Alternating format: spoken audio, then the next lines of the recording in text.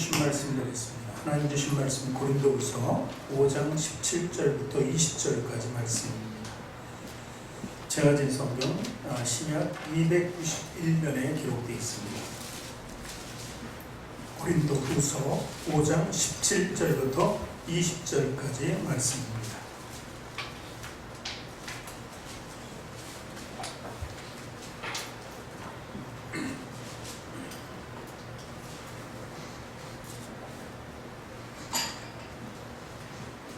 우리 찾으셨으면 한 목소리로 함께 읽도록 합니다. 그런즉 누구든지 그리스도 안에 있으면 새로운 피조물이라. 이전 것은 지나갔으니 보라 새 것이 되었도다.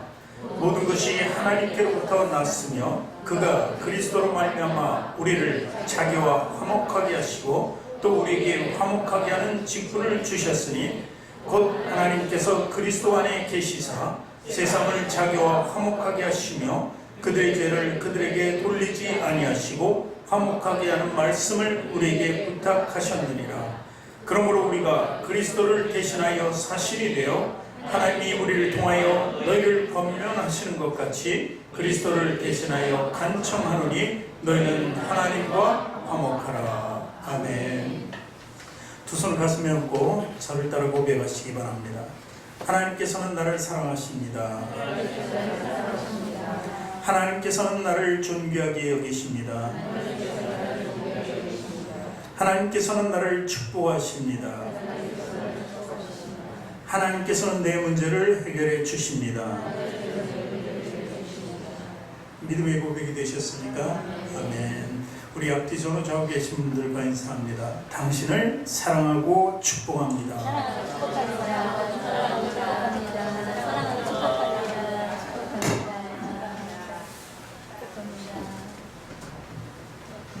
많이 사랑해줬으면 좋겠고 많이 축복받았으면 좋겠죠. 우리 보편적으로 예나 지금이나 모든 사람들의 생각, 삶에 대하여 어떻게 생각할까? 내가 이 땅에서 살아가는 그 삶은 과연 어떻게 살아가야 되는가?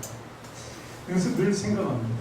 그리고 내 속에서 생각나고 내가 말하는 것이 때로는 자연스러울 때가 있는데 그것이 또 세상이 이치다 이렇게 받아들인 경우가 있는데 몇 가지를 제가 말씀드립니다. 동의하시는지 모르겠어요. 누구보다도 나는 많아야 한다. 동의하세요? 아무 말씀이 없습니다. 누구보다도 강해야 한다. 또 누구보다도 높아져야 한다. 또 누구보다도 편하게 살아야 한다. 그리고 누구보다 올라가야 한다. 이 모든 것이 쉬워야 한다. 그리고 모든 것은 나부터 시작해야 된다. 이런 마음 안 드세요? 그런 생각 가진 적이 없습니까? 여태까지? 당황스러운데 그게 맞는 거예요. 사실 이런 것이 우리에게 자연스럽게 어떤 행동을 하고 어떤 삶을 살아가는데 규칙적으로 되어 있어요. 이게 너무 자연스러워요. 우리 자녀들에게도 얘기하고 우리 삶에도 얘기하고 부부간에도 항상 이런 것을 추구하며 살아가는 것이 바로 우리의 삶이 아닐까.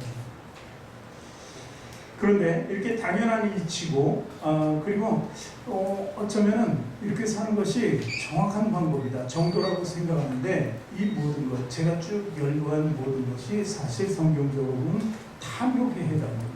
탐욕이라는 것, 욕심이라는 것이죠. 자기 만족을 채우기 위한 수단과 방법을 자연적인 이치로 생각하는 그 오래된 삶을 살아가는 것이 바로 우리가 아닌가 싶은 것입니다. 사도 바울은요, 다메섹 도상에서 예수 그리스도를 만나기 전까지는 자기가 가진 것이 최고의 삶이었어요. 그리고 남보기에도 정말 선망의 대상인 것을 많이 가지고 있었어요. 유대인이면서 로마의 시민권을 가지고 있다는 건 정말 힘든 일이죠. 그리고 가말리엘 학문을 했다, 서울대 정도 나왔다 하는 것도 마찬가지입니다. 가진 것도 부유하고 모든 것이 최고였습니다. 율법적으로도 최고였으니까. 그러니까 당시 최고의 것을 다 가지고 있었던 사람입니다. 그런데도 부족해서 예수 믿는 자를 잡아들이면 더 그 큰 공로가 자신의 삶에 더 그게 위대해지고 그 적의 질이 모든 것이 높아지지 않을까 하면서 그날도 다메섹 도상으로 간 거예요. 예수 믿는 자들을 잡아들이기 위해서. 그런데 예수 그리스도를 만나게 되죠. 그리스도를 만나고 나서 완전한 변화를 일으키게 됩니다. 그래서 자기 그 추구했던 모든 것들이 무엇이라고 했습니까? 배설물이라고 이렇게 얘기했어요. 이것을 변화라고 하죠. 그렇게 변화되니까 이제 제가 처음에 열거했던 모든 것들이 바뀝니다. 많은 것 아니야. 적어도 괜찮아. 강한 것 아니, 약하면 약한 대로. 그리고 높아지려고 하는 것도 아니야. 낮아지고 겸손해야지. 그리고 또 쉬운 것, 편한 것 이런 것들이 아니야. 어려워도 괜찮고 불편해도 괜찮아. 그리고 또 높이 올라가려는 그 마음, 그 습성도 버릴 수 있어서 이제 나는 낮은 곳으로 내려와도 괜찮아. 그리고 또 무엇이든지 먼저가 되어야 되는데 이제 나는 나중에 돼도 괜찮아. 이런 삶으로 바뀌는 거죠. 이것을 변화라고 합니다. 그래서 오늘 말씀에 보니까 5장 17절에 무엇이라고 기록되어 있습니까? 같이 읽습니다. 그런즉 누구든지 그리스도 안에 있으면 새로운 피조물이야 이전 것은 지나갔으니 보라 새것이 되었도다. 이 말씀이 바로 오늘 우리 변화된 삶을 조명해 주는 것입니다. 겉사람이었다면 이제 속사람으로 바뀌는 거예요. 속사람은 뭐예요? 예수 그리스도의 마음이고 겉사람은 예전에 세상적인 이치에 따랐던 사람이며 그것이 바뀌는 거죠. 그러니까 낡은 것, 예전에 모든 잘못된 습성을 버리고 새로이 이제 추구하는 것이 선한 삶이고 겸손한 삶으로 바뀌는 것. 그것의 차이라는 거죠. 이것이 우리 고백이 돼야 돼요. 그리스도인의 고백이 바로 이렇게 되어야 된다는 거예요. 제가 처음에 질문했을 때 아무도 답을 안 했어요. 높아질래요? 강해질래요? 그러니까 이미 여러분들은 변화된 사람들인 것 같아요. 맞나요? 그냥 가만히 있었던 건가요? 알 수가 없는데 어쨌든 중도라면 이제 중도도 없습니다. 결코 우리 주님 앞에서 세상적인 삶을 살아갈 수 없는 그런 사람입니다. 그래서 우리를 그리스도입니다. 그리스도의 영을 소유했다. 하나님의 영을 소유했다. 성령의 영이다. 이런 말씀을 하는 것이죠. 우리 폐지 줍는 분들 많잖아요. 아직까지도 있어요. 지금은 돈도 안 된다 그래요. 예전에 좀 비쌌는데 뭐 35원 1kg에 그 예전에 뭐 10분의 1값 정도밖에 안 돼요. 그래도 많이 주워갑니다. 그런데 그 폐지를 왜 줬을까요? 왜 돈 주고 살까요? 그것을 거둬서 다시 재생산하면 등급은 조금 낮지만 그래도 새로운 종류로 또 탄생한다는 것이죠. 그래서 폐지를 수집하는 것이죠. 그런가 하면은 쓸모없는 쇠붙이들은 막 고물상에서 사죠. 고물상에 사는 것들은 다 그렇습니다. 또 변화시키는 거예요. 새로운 변화를 시도하기 위해서. 그런데 이 종이나 뭐 쇠붙이나 이런 것들은 어때요? 그 형태는 바뀌지 않아요. 그 폐지 자체가 종이기 때문에 종이가 되는 것이고 쇠는 쇠가 되기 때문에 다시 이걸 녹여서 새로운 것을 만들어가는 거죠. 이것은 흔히 생각하면 뻔한 거고 이렇게 들을 수 있어요. 그런데 여러분의 이유는 어떻습니까? 뇌는 뽕나무를 먹고 입에서 뭘 토해냅니까? 실이죠. 비단실. 참 특이하죠. 그런가 하면 소는 뭘 먹고 자랍니까? 풀을 먹고 자라는데 우리가 소를 통해서 얻는 것이 뭡니까? 우유죠. 좀 특이합니다. 그런가 하면은 닭들이 그냥 모이를 막 그 곡식이나 뭐 풀이나 쪼아 먹는데 그들이 생산하는 건 또 뭐예요? 계란이죠. 참 이렇게 먹는 것과 그들이 생산하는 것이 완전히 틀린 거죠. 이런 변화는 참 무섭습니다. 하나님이 위대한 창조가 아니면 이렇게 할 수가 없는 것이죠. 그런데 마찬가지로 저와 여러분도 마찬가지입니다. 하나님께서 창조를 했어요. 새로운 것으로 창조했어요. 우리에게 먹을 것을 다 주셨어요. 뭐 다스리라고 했으니까 이음도 짓고 먹고 뭐든지 취하라고 했는데 그것을 먹고 난 뒤에 과연 우리는 무엇을 해내느냐? 예?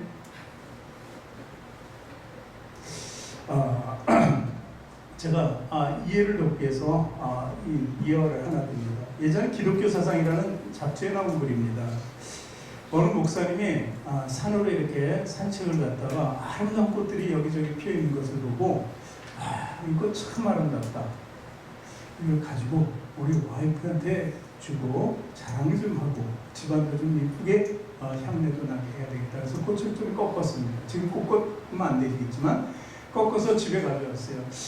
저녁 밥상에다 다 꽃을 놨는데 정말 아름답죠. 부인이 이렇게 얘기합니다. 어떻게 이건 식물이니까 흙과 그리고 물만 먹고 자라는데 어떻게 이렇게 아름다운 꽃을 피울 수 있을까요? 이렇게 목사님한테 얘기합니다. 그래서 목사님이 대답합니다. 목사님이 한마디로 좀 어려운 용어를 쓰는데 존재의 연금술입니다. 연금술. 그러니까 취하는 것은 달라요. 예를 들어서 연금술이 어디에서 나왔냐면 그 광석 있죠. 금이 조금씩 들어가 있는 예를 들어서 광석이 있습니다. 그 큰 광석을 녹이고 재련하고 정리를 해서 뭘 합니까? 금을 조금씩 생산하죠. 그것을 연금술이라고 합니다. 보기에는 금이 안 나올 것 같은데 금이 나오는 거죠. 그렇듯이 이 꽃을 빚어내는 것도 하나님의 창조적 섭리라는 거예요. 그렇기 때문에 그 연금술, 이 흙과 물을 먹고 그 식물이 아름다운 꽃을 피어나게 했다는 그 하나님의 창조적 능력을 얘기하는 것입니다. 그런데 이 부인이 이렇게 얘기합니다. 그래요. 흙과 물을 먹은 이 식물은 꽃을 내는데 지금 우리가 저녁 때 이 밥을 먹고 우리는 도대체 무엇을 빚어내죠? 이렇게 질문을 합니다. 그랬을 때 이 목사님은 이렇게 얘기합니다. 히라빈 조르바라는 소설에 나오는 이야기를 인용하는데 나는 물질을 정신으로 바꾸는 위대한 힘은 신만의 능력이요 모든 인간의 내부에는 신성을 동화하는 능력이 있어서 빵과 물과 고기를 사랑이나 고귀한 행동으로 바꿔놓을 수 있는 것이라고 스스로에게 말합니다. 그러니까 우리가 빵과 음식, 고기 이런 모든 것들 밥을 먹었을 때 우리에게 나온 것은 뭐예요? 뭔가 나오는데 신성이 동한다. 하나님이 또 우리에게 창조적 것을 우리 안에 주신다는 거예요. 그래서 우리 안에서 나오는 것이 어떤 것이 되어야 됩니까? 아까 배설물을 얘기했는데 변이 아니라 뭐예요? 아름다운 생각, 그리고 사랑, 그리고 기쁨 이런 게 창조되는 거예요. 이것이 하나님께서 우리를 통해서 연금술, 존재의 연금술을 통해서 우리에게 생산하라고 한 거예요. 이것이 하나님께서 인간을 만든 목적이기도 하는 거예요. 나무가 꽃을 내고 그리고 열매를 내고 그들이 먹는 것은 뻔하잖아요. 동물들도 먹고 내는 것이 무엇입니까? 흉한 것을 내지 않습니다. 물론 나오긴 하지만 아름다운 것을 내고 우리 모든 사람들에게 필요한 것을 낸다는 것이죠. 그런데 유독 사람은 어떠냐 하는 거죠. 사람. 이런 말씀이 있습니다. 우리 마태복음 15장 11절 같이 읽어볼게요. 입에 들어가는 것이 사람을 더럽게 하는 것이 아니라 입에서 나오는 것이 사람을 더럽게 하는 것이다. 이해가 갑니까 이제? 똑같은 것을 먹습니다. 그런데 나오는 것이 과연 무엇인가가 중요하다는 것이죠. 우리는 신성에 동하는 능력, 하나님께서 주신 능력이 다 있어요. 똑같이 있습니다. 그런데 그 특권을 잘 사용해야 되는데 잘 사용하지 못하는 것이 문제가 된다는 것입니다. 그것이 고장난 변화입니다. 고장난 변화. 모든 동식물들은 고장이 나지 않습니다. 대부분 그래요. 그런데 그 생산하는 게 똑같은데 우리는 하나님이 만든 의도와 관계없이 다른 것을 생산하는 거였어요. 그것을 뭐라 그래요? 추함과 악과 증오 이런 것들. 그래서 원래는 빛으로 가득 찼던 세상인데 우리를 통해서 어둠이 나오는 거예요. 물론 그것은 우리의 책임이 아니에요. 내 책임이 아니라는 하와의 말도 있습니다. 뱀이 주워서 먹으라고. 그리고 아담은 또 와이프가 주워서 먹었다고 이런 핑계를 대요. 이런 동화적인 특권을 가졌는데 그것이 사단으로 말미암아 완전히 바뀐 거예요. 하나님이 의도하는 관련 없이 다른 것이 나왔다는 것입니다. 그래서 이런 모든 것들을 고장난 변화라고 합니다. 잘못된 것을 우리가 생산해내는 거예요. 그래서 이스라엘 백성들은 어떠냐면 자기들이 죄인으로 살아간다는 것을 알았어요. 그러니까 죄인이었으니까 하나님께 늘 1년에 한 번이고 제사를 드렸잖아요. 피해 제사. 동물 자기를 죽일 수 없으니까 그런 제사를 드렸는데 이건 조금 이따 얘기해요. 그런데 이스라엘 백성들 그토록 요구하는 것이 무엇이었습니까? 바로 메시아입니다. 메시아.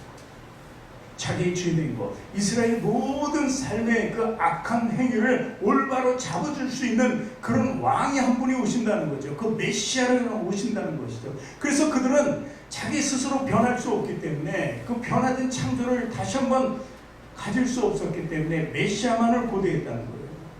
그래서 구약은 계속해서 메시아의 예언으로 되어 있지 않습니까? 그런데 결국 예수님이 메시아로 이 땅에 오셨다는 것이죠. 그래서 예수님이 초림하셨던 것은 그 변화의 사역, 다시 창조적 능력, 원래의 그 목적대로 사용될 수 있는 능력을 다시 우리에게 주시기 위해서 이 땅에 오셨다는 거예요. 공교롭게도 예수님의 첫 번째 사역을 성경에서 이렇게 기억합니다. 어느 날 혼인잔치가 있었습니다. 그 동네에. 근데 어머니와 함께 갔는데 아마 친척이었는지 동네 친한 사람이 거기 갔을 때 잔치에 포도주가 온 사람만큼 분명히 있어야 되는데 좀 넉넉히 있어야 되는데 포도주가 떨어져 버립니다. 잔치에 포도주가 떨어지는 건 말이 안 되죠. 그런데 어머니가 부탁을 하고 말이었죠. 그리고 예수님은 첫 번째 이적을 행하셨는데 물을 포도주로 변하게 되는 이적을 일으킵니다. 이것이 바로 변화의 이적이었다.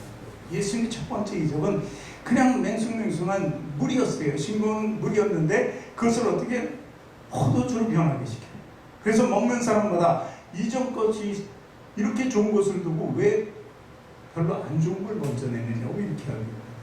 그 말의 뜻이 바로 하나님께서 그 아들 예수 그리스도를 이 땅에 메시아를 보낸 이유는 모든 창조적인 변화의 질서를 올바로 잡기 위해서고, 그 질서를 잡기 위해서 예수님께서 사람들에게 먼저 보이신 것이 바로 그 변화였다는 거예요. 물을 변화해서 포도주가 되었다는 것이죠. 그것이 바로 하나님의 신비한 그 영동수를 원래대로 회복시키는 사역이었다는 것입니다.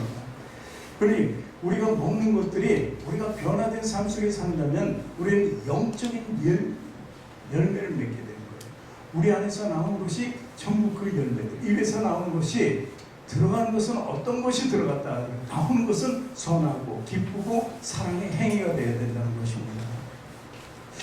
약 2700년 전에 유다가, 이스라엘이 완전히 멸망했죠. 그 바벨론이 이제 장악했습니다.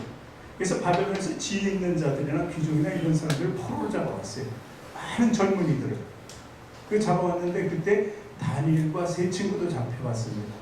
세 친구에 대해서는 얘기했죠. 풀문불을 통해서. 사드락, 메삭, 아벳느고 이 세 친구 넷이서 이제 성경에는 네 사람이 등장하니까.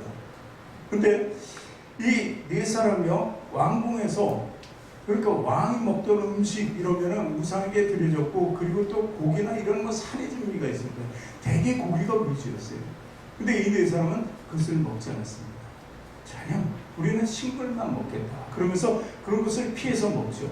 먹었는데도 어떻게? 야, 큰일 났다. 왕이 이렇게 돌벌하는 애들이 저렇게 먹고선 뭐 혈색도 이상해지고 애들 삐쩍 말리면 큰일 나는데, 이 먹는 것을 공급해주는 사람 책임이 될 수 있으니까. 그런데 나중에 먹는 것을 한 일주일 지나서 보니까 어때요? 그 사람들이 혈색이 더욱 좋고 용모도 더 빼어난다는 거예요. 먹는 것이 중요한 것이 아니라 나오는 것이 중요하다는 것을 이야기합니다. 그러니 그들이 왜 그랬을까요? 오직 그들 속에서는 하나님의 창조적 섭리만을 생각하는 거예요. 하나님만 예배하겠다는 거예요. 그래서 부에 목숨을 걸고 예배자가 되잖아요. 그래서 다니엘은 왕에게 절하지 않고 늘 하나님께 예배를 드리지 못하겠는데도 하나님께 늘 예배합니다. 그것이 자기 살 길이었기 때문에 육신적인 죽음이 오더라도 나의 살 길은 하나님께 예배하는 것이다. 그 삶을 가졌기 때문에 사자굴에 들어가도 하나 다치지 않았다는 거예요. 또 세 친구도 마찬가지예요. 신상에게 절하라고 하는데 절하지 않았어요. 절하지 않으면 그 뜨거운 풀물 속에 들어가서 다 타 죽을 텐데도 불구하고 오직 하나님만을 경외하고 섬겼다는 거예요. 그 거룩한 삶 속에서 나타나는 것이 뭐예요? 죽음이 아니었어요. 풀 속에 들어가는 것이 죽음이 아니라 오히려 하나님을 영광되게 하는 거예요. 그러니까 그들의 삶 속에서 나타나는 것이 뭐예요? 변화된 삶으로 나타나는 거예요. 우리가 변화된 삶을 추구한다면 이 다니엘과 세 친구처럼 하나님만을 예배해야 돼. 내 속에 정직한 영을 늘 창조해달라고. 그 변화된 삶이 바로 그리스도인의 삶이라는 것입니다. 그러니 우리들이 변할 때는 그 어두운 세력들이 물러가게 돼요. 그리고 빛의 힘이 들어온다는 거예요. 그 빛이 누구예요? 예수 그리스도입니다. 우리가 능력이 있어서가 아니라 예수 그리스도가 우리 안에 있기 때문에, 그 빛의 능력이 있기 때문에 우리가 어둠을 이길 수 있게 된다는 것입니다. 예수님이 이 땅에 오셔서의 변화를, 여러분 어떤 변화가 가장 놀라운 변화인지 아십니까? 십자가에 달려 죽으셨잖아요. 죽으셨는데 3일 만에 부활하셨단 말입니다. 이것이 하나님의 놀라운 연금술이에요. 십자가에 죽으면은 예수 부활한다는 거예요. 우리도 십자가에 죽으면 우리도 부활한다는 거예요. 이게 원래 하나님께서 의도하신 연금술이에요. 원래 목적대로 사용하시기 위해서 우리를 단 한 번 바꾸는 거예요. 그리스도를 믿음을 통해서 한 번 바꿔주는 거, 그것이 연금술이에요. 그러니까 저와 여러분은 그 안에서 바뀐 거예요. 이제 부활을 믿고 영생을 가진 자로서 살아가기 때문에 우리가 예배드리고, 지금 코로나가 있어도 코로나가 무슨 관계가 있어? 예배드리는 겁니다. 하나님 앞에 나와 있는 거죠. 그러니 오늘 말씀 17절처럼 그런즉 누구든지 그리스도 안에 있으면 새로운 피조물이라 이전 것은 지나갔으니 보라 새 것이 되었도다. 이 말씀이 아주 우리 안에 깊이 들어와야 돼요. 이것이 하나님의 창조적인 섭리가 다시 나한테 이루어지고, 나는 예전에 처음에 아담과 하와를 만들었을 때, 우리 원수 조상을 만들었을 때 그 모습으로 나는 돌아가는구나. 그러면요 우리 삶이, 지금 이 땅의 삶이 에덴의 삶이 되는 거예요. 오늘 말씀을 보면은 18절부터는 계속해서 화목이라고 얘기해요. 화목. 그러니까 화목은 원수가 되었던 것을 다 해결해 줘서 하나가 될 수 있게 되는 것을 화목이라고 합니다. 그래서 화목 계속해서 18절부터는 화목 단어가 계속 나오게 되는 거죠. 그러니까 우리가 변화할 수 있는 결정적인 방법은 화목이라는 거예요. 화목. 하나님과 우리가 직접적으로 화목할 수는 없어요. 예수 그리스도가 반드시 화목자로 중개로 있어야 된다는 것입니다. 화목 방법이 무엇입니까? 첫 번째, 구약에서 보면은 화목 방법이 바로 피의 제사를 드리는 거예요. 자기를 대신해서 드리는 거예요. 레위기 3장에 나오는데 이제 시간 있으면 읽어보시고, 세 가지로 합니다. 첫 번째, 짐승을, 왜? 소나 염소나 양을 사용하죠. 그래서 첫 번째는 짐승이 머리에 안수를 합니다. 왜 머리에 안수를 하는 거예요? 나 대신하는 거예요. 나 대신. 내 생명이 거기 있다고 해서 그 짐승 모양은 나를 대신하기 위해서는 그 짐승에게, 예를 들어서 내가 양을 가져갔을 때 양에게 제사장이 안수를 하면 나에게 하는 거예요. 그리고 그 다음에 뭐예요? 피를 뿌리는 거예요. 피는 뭐예요? 피는 생명을 얘기해요. 나의 생명을 다시 드린다는 것이죠. 그리고 또 태워버리잖아. 나중에 남은 것을 다 태우는 것은 뭐냐면, 그것은 죄를 소멸하는 거예요. 내 죄를 소멸하고 내 생명, 그 생명이 불필요한 생명이었다는 거예요. 죄된 생명이기 때문에 이것을 모두 변화시키기 위한 것이 구약의 제사의 방법이었죠. 그런데 이제 신약의 화목 방법은 어떻게 돼요? 예수님께서 이 땅에 오셨죠. 그리고 오시고 예수님이 대신하기 위해서 모든 제물이 되시는 거예요. 단 한 번으로 말이죠. 1년에 한 번 한시적인 것이 아닙니다. 자, 로마서 5장 8절 10절을 같이 읽어볼게요. 우리가 아직 죄인 되었을 때 그리스도께서 우리를 위하여 죽으심으로 하나님께서 우리에 대한 자기의 사랑을 확증하셨느니라. 하나님이 일하시는 거예요. 하나님이 일하시는 거예요. 왜? 우리를 다시 변화시키기 위해서, 자기의 사랑을 확증시키기 위해서 예수 그리스도 독생자를 통해서 일하고 계시다는 것이죠. 10절에 보면은 또 뭐라고 해요? 곧 우리가 원수 되었을 때, 누구하고 원수예요? 하나님과 원수. 그의 아들의 죽으심으로 말미암아 하나님과 화목하게 되었은즉 화목하게 된 자로서는 더욱 그의 살아나심으로 말미암아 구원을 받을 것이니라. 이렇게 기록되어 있는 거예요. 원수가 된 것을 화목하게 했다. 누가요? 예수 그리스도가 했다는 것을 얘기하는 것입니다. 그러니까 십자가의 죽으심으로 인해서 우리를 화목하게 되었다. 그 화목의 증거는 어떻게? 부활이었다는 것입니다. 부활의 영생이 바로 우리 화목의 증거라는 것을 믿으시기 바랍니다. 하나님과 이제 우리가 화목되었다. 내가 변화됐다. 그러면 나를 변화시킨 그 하나님의 위대한 능력, 그것을 우리는 체험하면서 살아야 돼요. 모르고 지금 부활이라는 게 증거다 그러는데 아직 부활을 못 해봤죠. 죽지도 않았는데 우리가 무슨 부활을 했겠습니까? 믿음으로 가지고 있죠. 그런데 그 증거를 이 땅에서 우리가 만들어내고 생산해내는 것, 그것이 연금술을 통해서 변화된 모습에서 나오는 거죠. 보면은 첫 번째는 믿는 자인 것도 믿는 자에게는 모든 것이 합력하여 선을 이룬다. 보니까 이것이요, 우리들이 많이 모여서 교회 안에서 모여서 합력해서 하나님의 일을 한다. 이것이 물론 그 안에 포함될 수도 있죠. 그것이 아니고 합력하여 선을 이룬다는 것은 집안에 식구들이 많잖아요.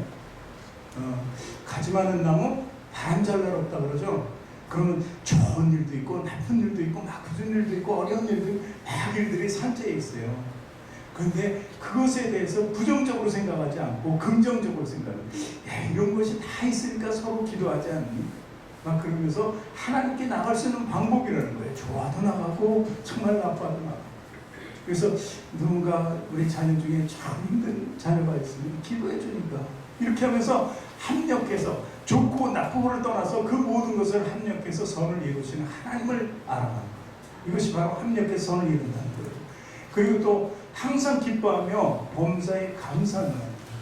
아까 대표기도 할 때도 감사 얘기했는데 이 감사할 수 있는 것, 어려움 속에서도 짜증나도 짜증난 것을 참을 수 있고, 세상 사람들도 막 그래요. 노래 가사에 만들어요. 긍정적인 삶을 사는 노래들을 많이 만들어요. 그렇듯이 우리는 우리 안에 변화된 삶이 있기 때문에 이제 그 모든 것을 변화시키는 거죠. 그래서 남들이 볼 때는 저 인상 쓰고 짜증내고 화내면서 다녀야 되는데 그렇지 않아요. 그렇지 않은 모습을 보이는 거죠. 왜냐하면 내 안에 기쁨이 있기 때문에 어떠한 어려움도 분노도 시기 질투 이런 것도 다 가라앉힐 수 있는 거죠. 그랬을 때 우리는 화목의 증거를 나타낼 수 있어요. 세 번째는 또 데살로니가전서 5장 15절을 같이 읽어볼까요? 삼가 누가 누구에게든지 악으로 악을 갚지 말게 하고 서로 대하든지 모든 사람을 대하든지 항상 선을 따르라. 악으로 악을 갚지 말래요. 오히려 선을 행하라고 이렇게 얘기합니다. 원수 갚는 건 누구에게 있다고요? 하나님께 있다는 것이죠. 그래서 예수님의 계명이 뭐예요? 두 가지 자네 우리에게 주십니다. 하나님을 사랑하고 이웃을 사랑하는 거죠. 근데 이웃을 사랑하되 예수님 또 말씀하셔서 원수까지 사랑하라 이렇게 얘기합니다. 그러니까 이런 삶으로 바뀌어야 돼요. 미움은 밉고 원수는 원수고, 그래서 매일 그걸 증오하고 그러면서 잠도 못 자고 그러는 것이 아니라 그래서 풀어버리는 거죠. 편안함이 오는 거죠. 평안. 주님께서 주시는 평안입니다. 그것이 바로 우리 안에 있을 때, 우리의 변화가 있을 때 바로 그것도 화목의 증거라는 것입니다. 네 번째는 겸손한 마음을 갖는 거예요. 자기보다 항상 낮게 여기는 거죠. 그래서 빌립보서 2장 3절 같이 읽습니다. 아무 일이든지 다툼이나 허영으로 하지 말고 오직 겸손한 마음으로 각각 자기보다 남을. 잠언서 보면은 교만에 대해서 여러 가지로 나옵니다. 교만은 죄다, 욕을 먹는다, 집을 헐게 만든다, 자기를 망하게 만든다, 이렇게 잠언서는 우리에게 교훈하고 있습니다. 그래서 새로운 창조함으로 사는 사람들은 겸손해져야 돼요. 겸손. 나에게 힘을 주시고 사랑해 주시고 그리고 귀하게 많은 일을 하게 해주시는 하나님을 기억하면서 이러한 모든 뿌리에는 예수 그리스도의 겸손함이 있다. 그래서 우리는 겸손함을 배우는 거죠. 그래서 그리스도의 향기라는 것이 무엇인지를 배우게 되고 그리스도의 심장이 무엇인지를 알게 되는 것. 이것이 바로 겸손함입니다. 죽기까지 낮아지고 이 땅에 오실 때부터 종의 형체로 오셨으니까 완전히 낮은 눈으로 오셨잖아요. 그러니까 그분을 닮아가는 것이 우리에게 증거가 될 수 있다. 화목의 증거. 예수님 닮지 않는 사람이면 화목 증거를 내놓을 수가 없습니다. 그리고 마지막 다섯 번째는 하늘의 시민권을 가졌다. 그래서 본향을 삼아야 된다. 그래서 마라나타 우리 찬양하잖아요. 주여 오시옵소서, 오시옵소서. 그 마음이 항상 우리 안에 있어야 된다는 거예요. 빌립보서 3장 20절에 보니까 그러나 우리의 시민권은 하늘에 있는지라 거기로부터 구원하는 자 곧 주 예수 그리스도를 기다린다. 우리의 고통과 역경과 또 환난과 이런 정말 우리가 할 수 없는 그런 고통 고난 속에 있을 때 우리가 그래도 이겨낼 수 있는 것은 바로 시민권이 있다는 거예요.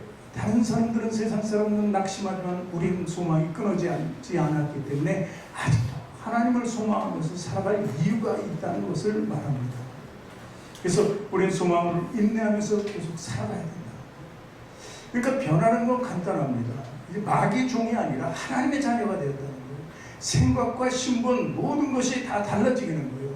하나님 만든 창조적인 목적대로 그 위대한 연금술을 통해서 우리가 쥐어진 그 모습대로 돌아가는 거예요.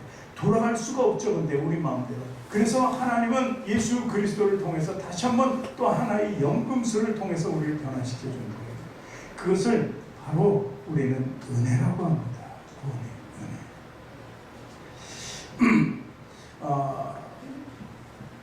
요한복음 1장 12절을 같이 한번 읽어볼게요. 영접하는 자, 곧 그 이름을 믿는 자들에게는 하나님의 자녀가 되는 권세를 주셨으니.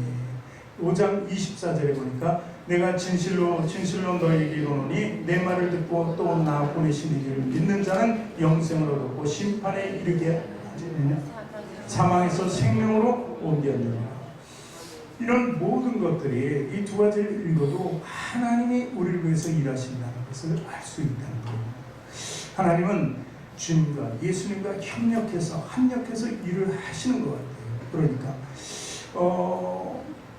주님께서 이런 말씀을 한번 하십니다. 아버지께서 일하시니 나도 일한다.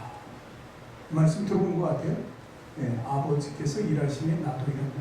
왜냐하면 안식일에 딱 걸렸는데, 안식일에 우리 주님께서 나가보니까 이제 38년 동안 혈기 마른 자, 이 병이 있는 자예요. 근데 그 안에 이제 못이 있어요. 행각이 있고, 그 못에 그 물이 진동할 때 들어가기만 하면 그 사람, 첫 번째 들어간 사람은 병이 낫는다 그래서. 근데 혈기 마른, 들어갈 수도 없는 거예요. 그 혈기 마른 자를 안식일인데도 불구하고 예수님께서는 고쳐주십니다. 그때 말하시죠. 하나님께서 일하시니 나도 일한다. 그러니까 합력해서 함께 일하시는 것을 볼 수 있습니다. 그러니까 때와 장소와 시기 이런 것을 얘기하지 않습니다. 이 선한 일, 하나님의 일은 그렇다는 것이죠. 그래서 우리가 그 하나님의 일하는 것에 대해서 우리는 따를 수 있어야 돼요. 일하심에 따를 수 있고 일하심에 같이 동참할 수 있어야 돼요. 요한복음 10장 27절 28절에 그래서 주님께서 이렇게 말씀하시죠. 내 양은 내 음성을 들으며 나는 그들을 알며 그들은 나를 따르느니라. 또 내가 그들에게 영생을 주노니 영원히 멸망하지 아니할 것이요 또 그들을 내 손에서 빼앗을 자가 없느니라. 하나님 가만히 계시면 이런 일이 이루어질 수가 없습니다. 그러니까 하나님은 우리를 위해서 계속해서 움직이고 계시다. 일하고 계시다는 것을 알아야 된다는 것입니다. 또 요한복음 10장 29절 한 절 더 읽습니다. 그들을 주신 내 아버지는 만물보다 크심에 아무도 아버지 손에서 빼앗을 수 없느니라. 이게 하나님의 의도입니다.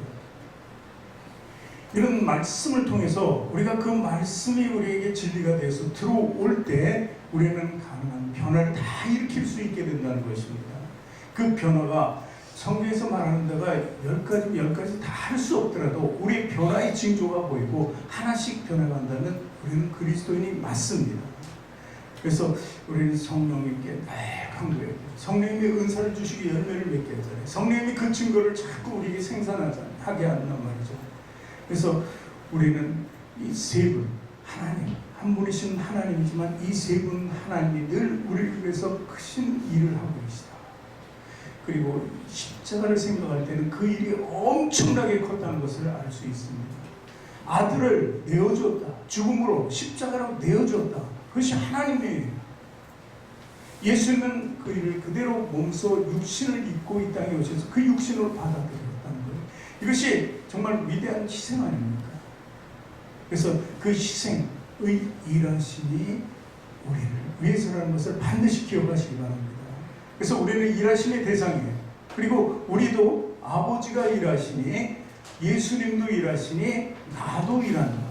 왜냐하면 성령님의 내 안에서 계속 역사적인 창조의 역사를 이루어 가시기 때문에 안 할 수 없다는 거예요. 성령님이 할 수 있도록 그 충만한 은혜가 그냥 충만한 것이 아니라 넘쳐나잖아요. 넘쳐나기 때문에 안 하고는 못 배긴다는 거예요. 그냥 있으면 고인물이 돼서 썩을 수밖에 없는데 계속해서 그 성령의 뜨거운 열정적인 그 일하심을 우리가 받아들인다는 것은 계속해서 넘치게 해야 된다.